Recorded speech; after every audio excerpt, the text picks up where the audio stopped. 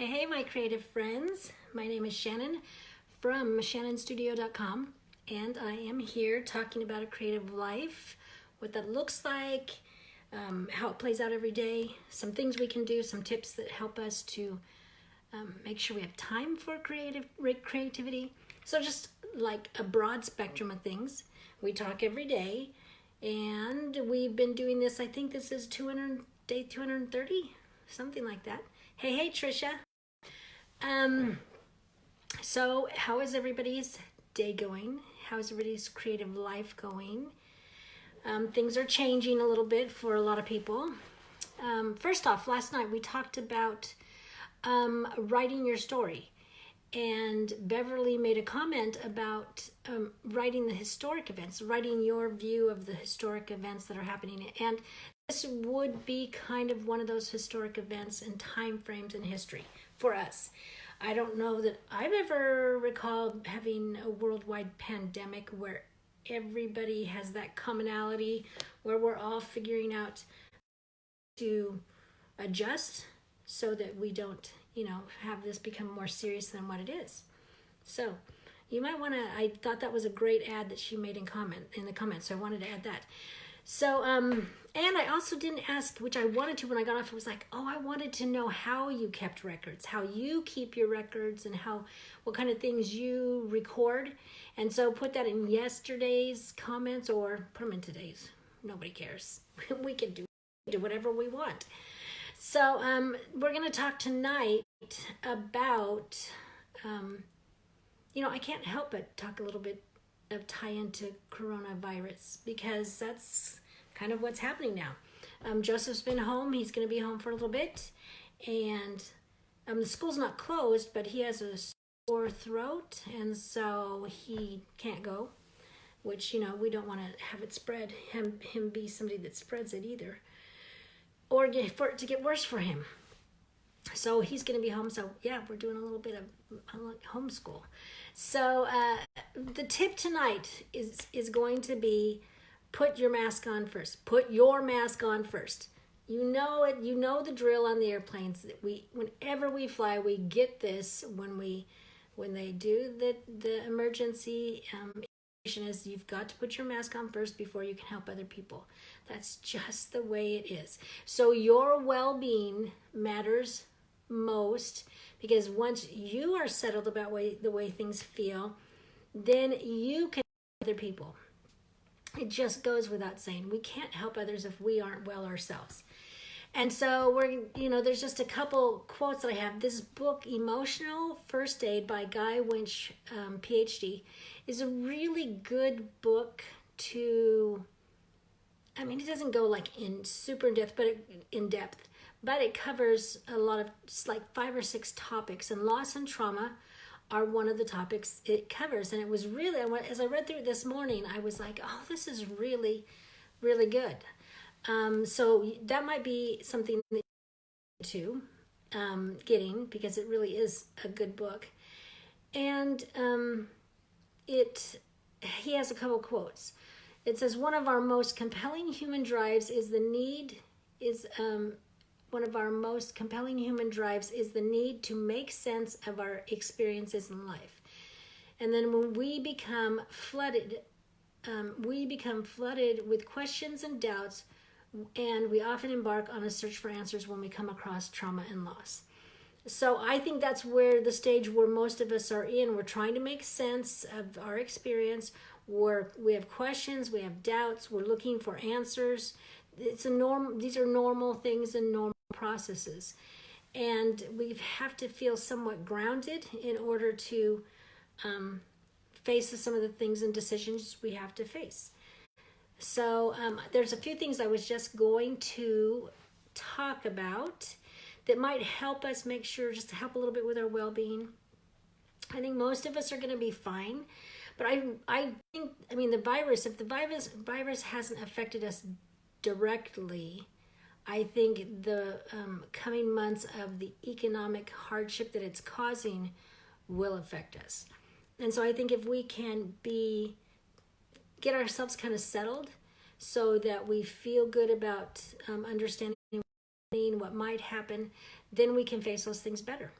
And so, and then if you're facing the virus itself and the kind of physical problems that that causes, then definitely you're being affected now and need to look at trauma now.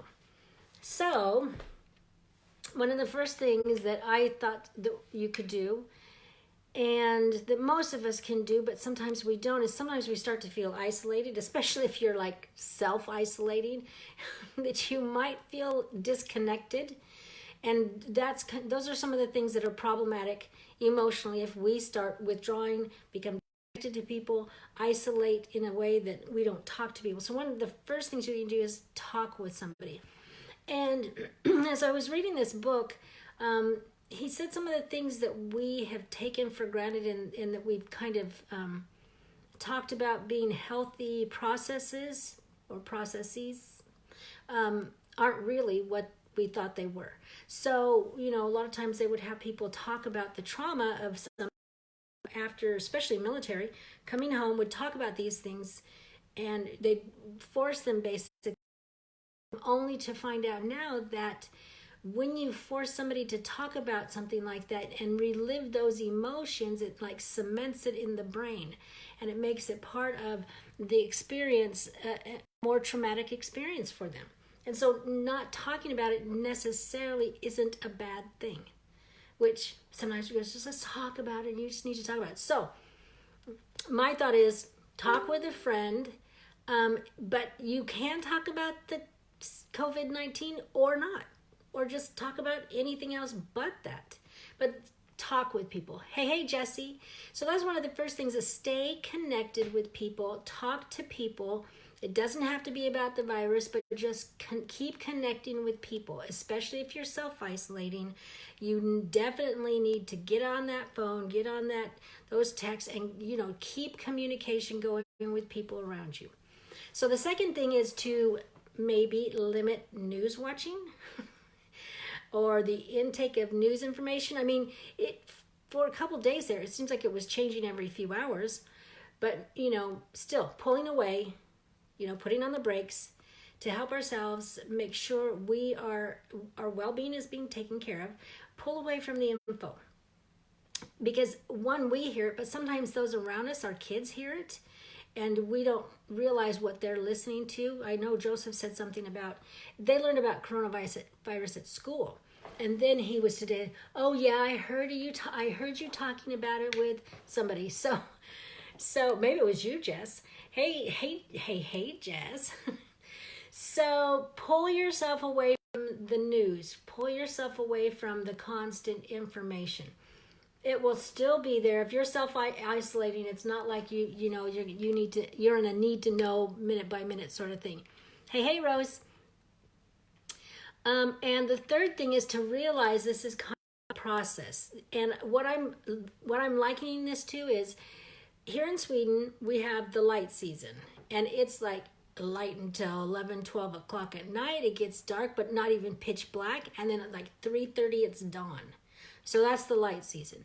And then we've gone through the dark season, where we go to school in the dark and we come home from school in the dark. And I just called it, talking to Joseph, this is the dark season. So I'm just saying, this is the slow season, because everything is down tremendously, not going places, not doing things. Our schedules have just pretty much, for a lot of people, come to a halt. So taking it in stride and putting it in the context, we're just in a slow season right now. And that's not all bad. I mean, how many times do we wish we could slow down, or I don't have time for this, or I wish I could spend more time talking, or spend more time with the kids, or spend more time with my friends, or and yeah, we might not do it face to face, but like with my kids, I get to do video chats, and so it's still fun and still connected, and it's just a slow time. I'm thinking tonight, there's things I should be doing. I have several, couple projects still, but it's like I don't have to. Things have slowed down. I don't, like I said, I don't have 2 hours of walking to school every day. And so that's 2 hours more in my day. So just think of it as the slow season. And the other thing is to have one creative outlet. And this is even nice if you can take this outlet and do something like a slow project, like a handiwork, handwork where you are, embroidery or something, hand sewing or drawing or writing, anything that kind of requires more space and time. This is in the slow season, that's the perfect time to do that. So one of the quotes that I have on my website from what is that through creativity and imagination, we find our identity and our reservoir for healing. The more we understand the relationship between creative expression, the more we will discover that the healing power of the arts. There is healing, physical and mental and emotional healing that comes about by having a creative outlet. So it's not just like my little thing, because I keep saying creativity. It's researched. And so especially in this time, putting on your mask first so you can help others would be making sure you're doing things that keep you and your well-being on a lifted plane. So creativity, so have one creative outlet. So summarize, talk with people about the coronavirus or not, doesn't matter, just connect with people, limit the news watching and information, remember it's the slow season, and to have a creative outlet. So I'm sure there are more things that we can do to help our well-being, to make sure we're putting our mask on first. So help with putting about what you're doing, what might, what has worked for you, or what you're, the kind of the different path you might be taking now to help yourself out, help your family out, to get that mask on first and to feel good about facing the things we're facing right now. So the last thing is from how a trauma affects your imagination is reconnecting with yourself, your body and its message, and establishing a sense of calm in your nervous system is key to healing. Reconnecting with ourselves, making sure we are connected to our mind, our body, things. Take a walk. That's not on the list, but that's another thing. Take a walk, get out in some fresh air, sunlight. Let those things, sunlight and fresh air are such good things. Should have put that on the list. I'll put it in the comments. So put down what you do and share with us. So that is the tip for tonight.